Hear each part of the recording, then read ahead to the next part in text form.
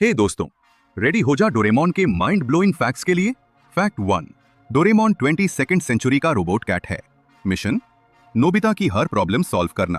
Fact 2, उसका favourite food dorayaki, chocolate filled pancakes से ज्यादा खुशी और क्या मिलेगी।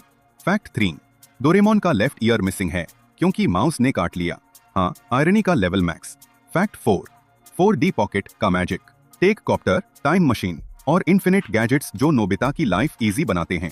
फैक्ट 5, डोरेमोन ओरिजिनली जापानीज मंगा का हीरो है, 1977 से दुनिया भर का फेवरेट। बस दोस्तों, ये थे डोरेमोन के अमेजिंग फैक्ट्स। लाइक करो, शेयर करो और कमेंट करो आपका फेवरेट गैजेट कौन सा है। मिलते हैं नेक्स्ट वीडियो में।